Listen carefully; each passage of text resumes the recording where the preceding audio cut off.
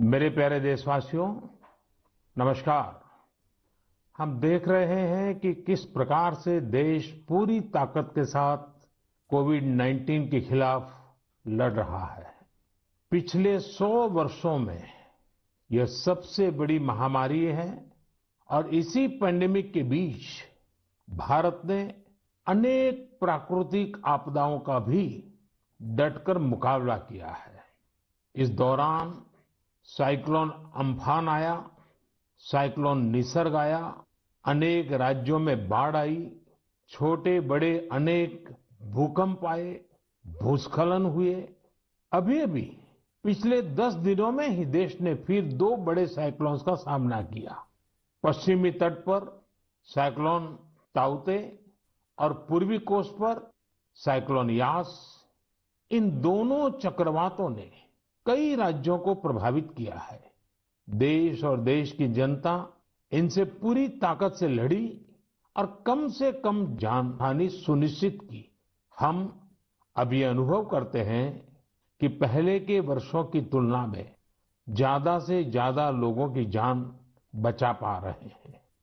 विपदा के इस कठिन और असाधारण परिस्थिति में साइक्लोन से प्रभावित हुए सभी राज्यों के लोगों ने जिस प्रकार से साहस का परिचय दिया है, इस संकट की घड़ी में बड़े धैर्य के साथ, अनुशासन के साथ मुकाबला किया है, मैं आदरपूर्वक, हृदयपूर्वक सभी नागरिकों की सराहना करना चाहता हूं। जिन लोगों ने आगे बढ़कर राहत और बचाव के कार्य में हिस्सा लिया, ऐसे सभी लोगों की जितनी सराहना करें उतनी कम है। मैं उन सबको सैल्यूट करता हूं। केंद्र, राज्य सरकारें और स्थानीय प्रशासन सभी एक साथ मिलकर इस आपदा का सामना करने में जुटे हुए हैं। मैं उन सभी लोगों के प्रति अपनी संवेदना व्यक्त करता हूं जिन्होंने अपने करीबियों को खोया है। हम सभी इस मुश्किल घड़ी में उन लोगों के साथ मजबूती से खड़े हैं जिन्होंने इस आपदा का नुकसान झेला है। मेरे प्यारे देशवासियों, चुनौती कितनी ही बड़ी हो, भारत का विजय का संकल्प भी हमेशा उतना ही बड़ा रहा है।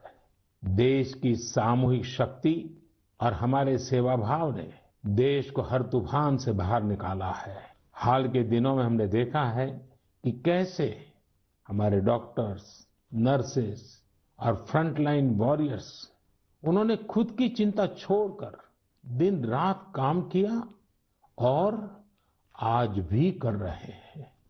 इस सब के बीच कई लोग ऐसे भी हैं जिनकी कोरोना की सेकेंड वेव से लड़ने में बहुत बड़ी भूमिका रही है। मुझसे मन की बात के कई श्रोताओं ने नमो ऐप पर और पत्र के द्वारा इन वॉरियर्स के बारे में चर्चा करने का आग्रह किया है। साथियों, जब सेकेंड वेव आई, अचानक से ऑक्सीजन की मांग कई गुना बढ़ गई, तो बहुत बड़ा चैलेंज था। मेडिकल ऑक्सीजन का देश के दूर सुदूर हिस्सों तक पहुंचाना अपने आप में बड़ी चुनौती थी। ऑक्सीजन टैंकर ज्यादा तेज चले, छोटी सी भी भूल हो तो उसमें बहुत बड़े विस्फोट का खतरा होता है। इंडस्ट्रियल ऑक्सीजन का उत्पादन करने वाले काफी प्लांट देश के पूर्वी हिस्सों में हैं। वहां से दूसरे राज्यों में ऑक्सीजन पहुंचाने के लिए भी कई दिन का समय लगता है। देश के सामने आई इस चुनौती में देश की मदद की क्रायोजेनिक टैंकर चलाने वाले ड्राइवर्स ने, ऑक्सीजन एक्सप्रेस ने, एयरफोर्स के पायलट्स ने, ऐसे अनेकों लोगों ने युद्ध स्तर पर काम करके हजारों लाखों लोगों का जीवन बचाया। आज मन की बात में हमारे साथ ऐसे ही एक साथी जुड़ रहे हैं, यूपी के जौनपुर के रहने वाले श्रीमान दिनेश उपाध्याय जी। दिनेश जी, नमस्कार। सर जी प्रणाम। सबसे पहले तो मैं चाहूंगा कि आप जरा अपने बारे में हमें जरूर बताइए। सर, हमारा नाम दिनेश बाबुलनाथ उपाध्याय है। मैं गांव हसनपुर, पोस्ट जमुआ, जिला जौनपुर का निवासी हूं सर। उत्तर प्रदेश से हैं? हाँ सर जी। और सर, हमारा एक लड़का है, 2 लड़की और औरत और माँ बाप। और आप क्या करते हैं? सर, मैं ऑक्सीजन का टैंकर चलाता हूं सर, लिक्विड ऑक्सीजन का। बच्चों की पढ़ाई ठीक से हो रही है?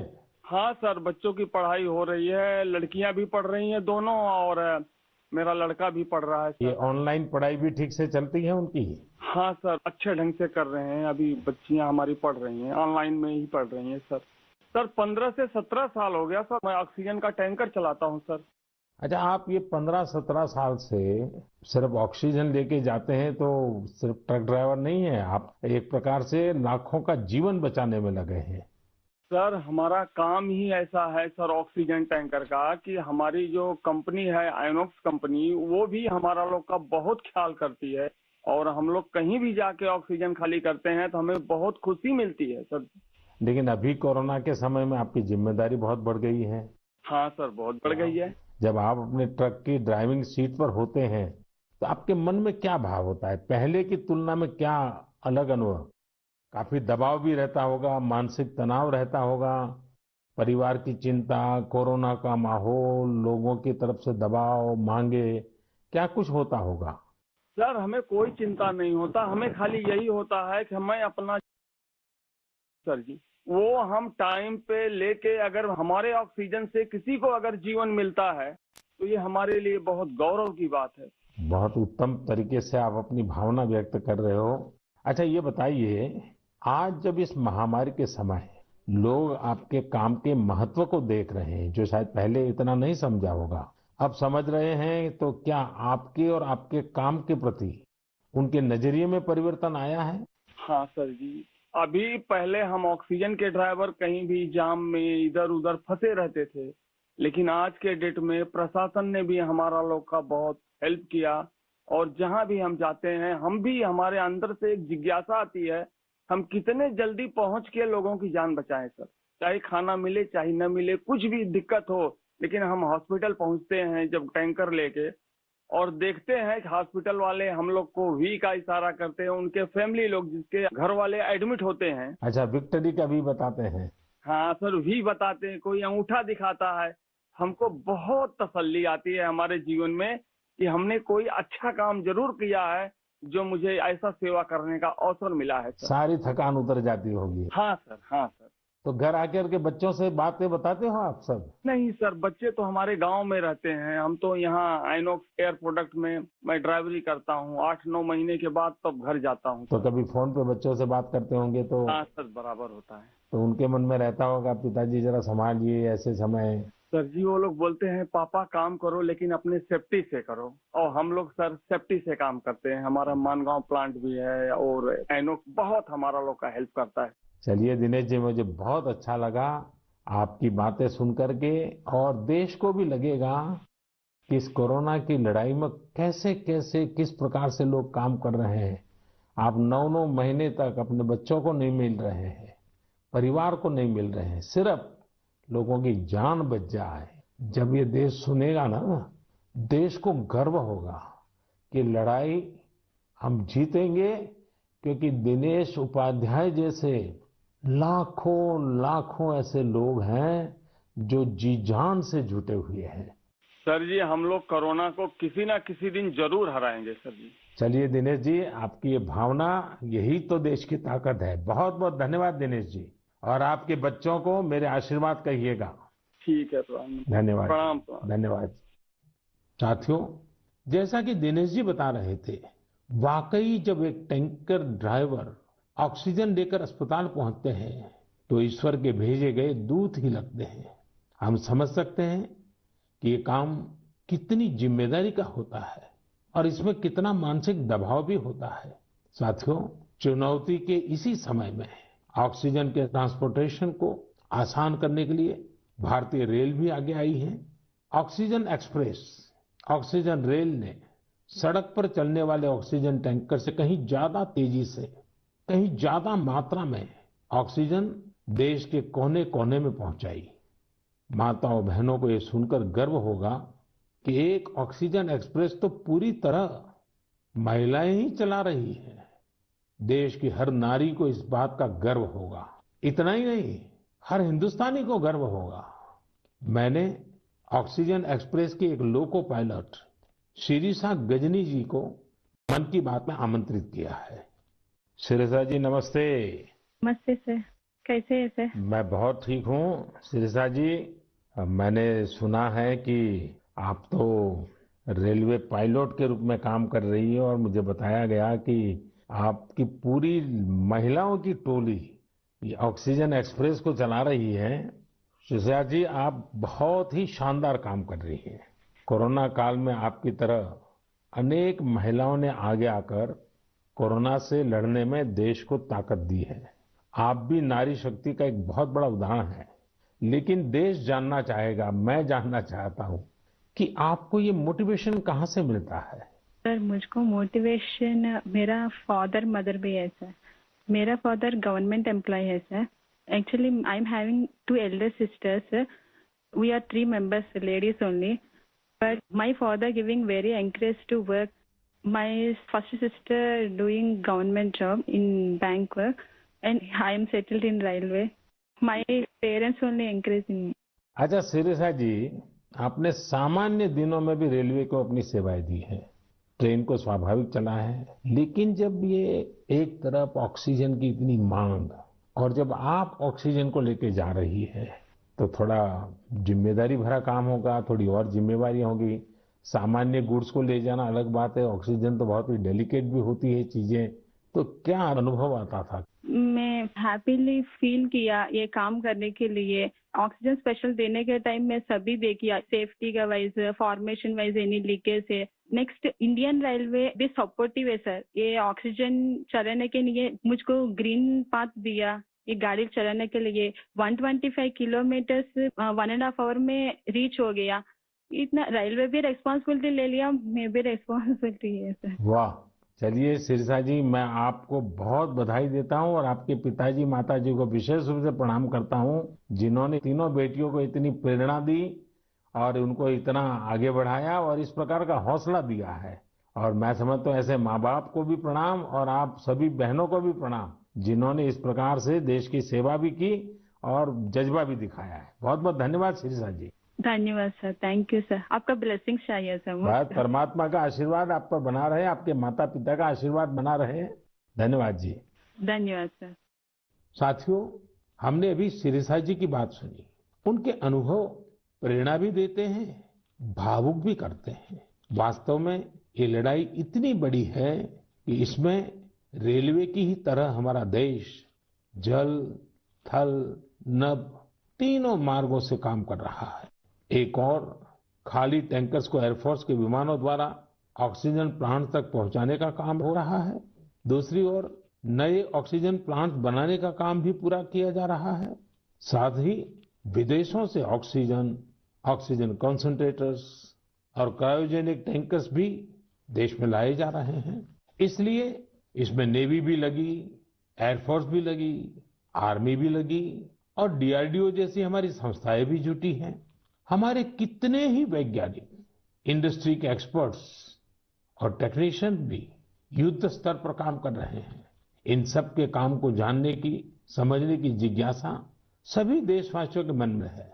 इसलिए हमारे साथ हमारी एयरफोर्स के ग्रुप कैप्टन पटनायक जी जुड़ रहे हैं। पटनायक जी, जय हिंद। सर जय हिंद। सर मैं ग्रुप कैप्टन ए.के. पटनायक हूँ, वायुसेना स्टेशन हिंडन से बात कर रहा हूँ। पटनायक जी, कोरोना से लड़ाई के दौरान आप बहुत बड़ी जिम्मेवारी संभाल रहे हैं। दुनिया भर में जाकर के टैंकर लाना, टैंकर यहाँ पहुंचाना। मैं जानना चाहूंगा कि एक फौजी के नाते एक अलग प्रकार का काम आपने किया है। मरने मारने के लिए दौड़ना होता है, आज आप जिंदगी बचाने के लिए दौड़ रहे हैं। कैसा अनुभव हो रहा है? सर इस संकट के समय में हमारे देशवासियों को मदद कर सकते हैं, ये हमारे लिए बहुत ही सौभाग्य का काम है सर। और ये जो भी हमें मिशंस मिले हैं, हम बखूबी से उसको निभा रहे हैं। हमारी ट्रेनिंग और सपोर्ट सर्विसेज जो हैं हमारी पूरी मदद कर रहे हैं। और सबसे बड़ी चीज है सर, इसमें जो हमें जॉब सेटिस्फैक्शन मिल रही है वो बहुत ही हाई लेवल पे है और इसी की वजह से हम कंटिन्यूअस ऑपरेशंस कर पा रहे हैं। कैप्टन, आप इन दिनों जो प्रयास किए हैं और वो भी कम से कम समय में सब कुछ करना पड़ा है, उसमें अभी इन दिनों क्या रहा आपका? सर पिछले 1 महीने से हम कंटिन्यूअसली ऑक्सीजन टैंकर्स और liquid oxygen containers domestic destination और इंटरनेशनल डेस्टिनेशन दोनों से उठा रहे हैं सर। करीब 1600 सॉर्टी से ज्यादा एयरफोर्स कर चुकी है और 3000 से ज्यादा घंटे हम उड़ चुके हैं। करीब 160 इंटरनेशनल मिशन कर चुके हैं, जिस वजह से हम हर जगह से ऑक्सीजन टैंकर्स जो पहले अगर डोमेस्टिक में 2 से 3 दिन लगते थे, हम उसको 2 से 3 घंटे में एक जगह से दूसरी जगह पहुंचा सकते हैं सर। और इंटरनेशनल मिशन में भी with in 24 hours continuous round the clock operations करके पूरी एयरफोर्स इसमें लगी हुई है कि जितनी जल्दी हो सके हम जितने ज्यादा टैंकर ला सकें और देश की मदद कर सके सर। कैप्टन, आपको इंटरनेशनल में अभी कहाँ कहाँ दौड़ भागना पड़ा? सर शॉर्ट नोटिस पे हमें सिंगापुर, दुबई, बेल्जियम, जर्मनी और यूके, ये सब जगह पे different fleets of the Indian air force sir, IL-76, C-17 और बाकी सारे विमान गए थे, C-130, जो बहुत ही शॉर्ट नोटिस पे ये मिशन प्लान करके हमारी ट्रेनिंग और जोश की वजह से हम टाइमली इन मिशन को कंप्लीट कर पाए सर। देखिए, इस बार देश गर्व अनुभव करता है कि जल हो, थल हो, नभ हो, हमारे सारे जवान इस कोरोना के खिलाफ लड़ाई में लगे हैं। और कैप्टन, आपने भी बहुत बड़ी जिम्मेवारी निभाई है, तो मैं आपको भी बहुत बधाई देता हूं। Sir thank you so much sir. हम अपनी पूरी कोशिश में जी जान के साथ लगे हुए हैं और मेरी बेटी भी मेरे साथ है सर, अदिति। अरे वाह! नमस्ते मोदी जी। नमस्ते बेटी, नमस्ते। अदिति, आप कितने साल की हैं? मैं 12 साल की हूँ और मैं क्लास 8 में पढ़ती हूँ। तो ये पिताजी बाहर जाते हैं, यूनिफॉर्म में रहते हैं। हाँ, उनके लिए मुझे बहुत प्राउड लगता है, बहुत गर्व महसूस होता है कि वो इतना सब महत्वपूर्ण काम कर रहे हैं। जो सारे कोरोना पीड़ित लोग हैं उनकी मदद इतनी ज्यादा कर रहे हैं और इतने सारे देशों से ऑक्सीजन टैंकर्स ला रहे हैं, कंटेनर्स ला रहे हैं। लेकिन बेटी तो पापा को बहुत मिस करती है ना? हाँ, मैं बहुत मिस करती हूँ उन्हें। वो आजकल ज्यादा घर पे रह भी नहीं पा रहे हैं क्योंकि इतने सारे इंटरनेशनल फ्लाइट्स में जा रहे हैं और कंटेनर्स और टैंकर्स उनके प्रोडक्शन प्लांट्स तक पहुंचा रहे हैं ताकि जो कोरोना पीड़ित लोग हैं उनको टाइमली ऑक्सीजन मिल सके और उनकी जान बच सके। तो बेटा, ये जो ऑक्सीजन के कारण लोगों की जान बचाने वाला काम तो अब घर घर में लोगों को पता चला है। जब तुम्हारे फ्रेंड सर्कल, तुम्हारे साथी स्टूडेंट जानते होंगे कि तुम्हारे पिताजी ऑक्सीजन की सेवा में लगे हैं, तो तुम्हारे प्रति भी बड़े आदर से देखते होंगे वो लोग। हाँ, मेरे सारे फ्रेंड्स भी बोलते हैं कि तुम्हारे पापा इतना ज्यादा इम्पोर्टेंट काम कर रहे हैं और तुम्हें भी बहुत प्राउड लगता होगा। और तब मुझे इतना ज्यादा गर्व अनुभव होता है। और मेरी जो सारी फैमिली है, मेरे नाना नानी, दादी, सब लोग भी मेरे पापा के लिए बहुत प्राउड है। मेरी मम्मी, और वो लोग भी डॉक्टर्स हैं, वो लोग भी दिन रात काम कर रहे हैं। और सारी आर्म फोर्सेस, मेरे पापा के सारे स्क्वाड्रन के अंकल्स और सारी जो फोर्सेस हैं, सब लोग, सारी सेना बहुत काम कर रही है। और मुझे यकीन है कि सबकी कोशिशों के साथ हम लोग कोरोना से ये लड़ाई जरूर जीतेंगे। हमारे यहाँ कहते हैं कि बेटी जब बोलती है ना, तो उसके शब्दों में सरस्वती विराजमान होती है। और जब अदिति बोल रही है कि हम जरूर जीतेंगे, तो एक प्रकार से ये ईश्वर की वाणी बन जाती है। अच्छा अदिति, अभी तो ऑनलाइन पढ़ती होगी? हाँ, अभी तो हमारे सारे ऑनलाइन क्लासेस चल रहे हैं और अभी हम लोग घर पे भी सारे फुल प्रिकॉशंस ले रहे हैं। और कहीं अगर बाहर जाना है तो फिर डबल मास्क पहन के और सब कुछ सारे प्रिकॉशंस और पर्सनल हाइजीन मेंटेन कर रहे हैं, सब चीजों का ध्यान रख रहे हैं। अच्छा बेटा, तुम्हारी क्या हॉबीज है, क्या पसंद है? मेरी हॉबीज हैं कि मैं स्विमिंग और बास्केटबॉल करती हूँ, पर अभी तो वो थोड़ा बंद हो गया है। और इस लॉकडाउन और कोरोना वायरस के दौरान मैंने बेकिंग और कुकिंग का बहुत ज्यादा मुझे शौक है। और मैं अभी सारे बेकिंग और कुकिंग करके, जब पापा इतना सारा काम करके आते हैं तो मैं उनके लिए कुकीज और केक बनाती हूँ। वाह वाह वाह! चलिए बेटा, बहुत दिनों के बाद तुम्हें पापा के साथ समय बिताने का मौका मिला है, बहुत अच्छा लगा। और कैप्टन, आपको भी मैं बहुत बधाई देता हूँ। लेकिन जब मैं कैप्टन को बधाई देता हूँ, मतलब सिर्फ आपको ही नहीं, सारे हमारे फोर्सेस, जल थल नभ, जिस प्रकार से जुटे हुए हैं, मैं सबको सैल्यूट करता हूँ। धन्यवाद भैया। Thank you sir.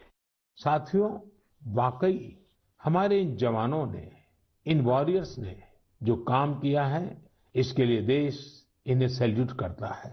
इसी तरह लाखों लोग दिन रात जुटे हुए हैं। जो काम वो कर रहे हैं वो उनके रूटीन काम का हिस्सा नहीं है। इस तरह की आपदा तो दुनिया पर 100 साल बाद आई है। एक शताब्दी के बाद इतना बड़ा संकट, इसलिए इस तरह के काम का किसी के पास कोई भी अनुभव नहीं था।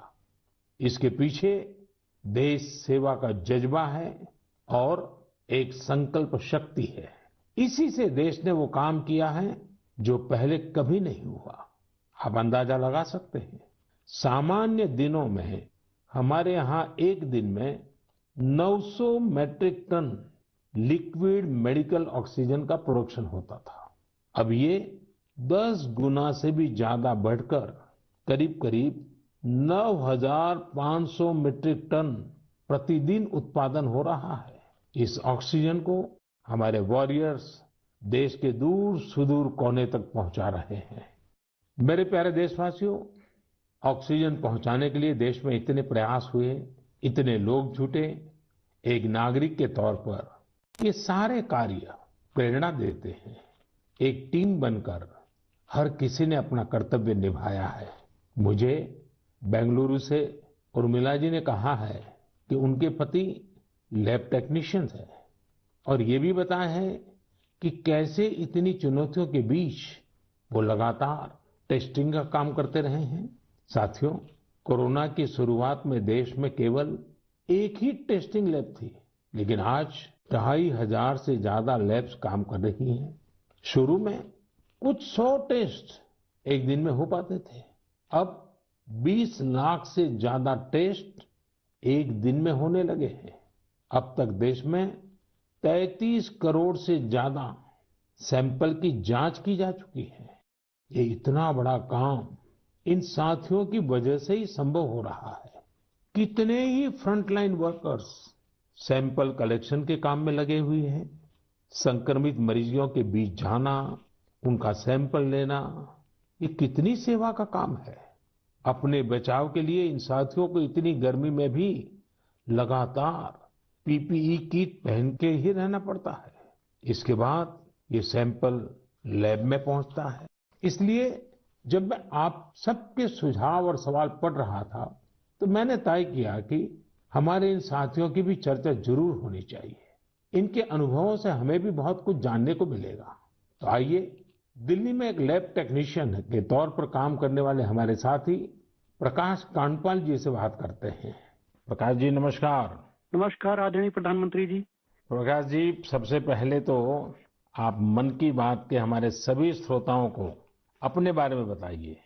आप कितने समय से ये काम कर रहे हैं और कोरोना के समय आपका क्या अनुभव रहा है, क्योंकि देश के लोगों को इस प्रकार से न टीवी पर दिखते हैं न अखबार में दिखते हैं, फिर भी एक ऋषि की तरह लैब में रह करके काम कर रहे हैं। तो मैं चाहूंगा कि आप जब बताएंगे तो देशवासियों को भी जानकारी मिलेगी कि देश में काम कैसे हो रहा है। सर, मैं दिल्ली सरकार के स्वास्थ्य संस्थान institute of liver and biliary sciences नाम के हॉस्पिटल में पिछले 10 वर्षों से लैब टेक्नीशियन के रूप में कार्यरत हूँ। मेरा स्वास्थ्य क्षेत्र का अनुभव 22 वर्षों का है। आईएलबीएस से पहले भी मैं दिल्ली के Apollo hospital, Rajiv Gandhi cancer hospital, rotary blood bank जैसे प्रतिष्ठित संस्थान में काम कर चुका हूँ। सर, यद्यपि सभी जगह मैंने रक्त कोष विभाग में अपनी सेवाएं दी, परंतु पिछले वर्ष 1 अप्रैल 2020 से मैं आईएलबीएस के वायरोलॉजी डिपार्टमेंट के अधीनस्थ कोविड टेस्टिंग लैब में कार्य कर रहा हूँ। निस्संदेह कोविड महामारी में स्वास्थ्य एवं स्वास्थ्य से संबंधित सभी साधन संसाधनों पर अत्यधिक दबाव पड़ा, पर मैं इस संघर्ष के दौर को निजी तौर पर इसमें ऐसा अवसर मानता हूँ जब राष्ट्र, मानवता, समाज हमसे अधिक उत्तरदायित्व, सहयोग, हमसे अधिक सामर्थ्य और हमसे अधिक क्षमता के प्रदर्शन की अपेक्षा करता है और आशा करता है।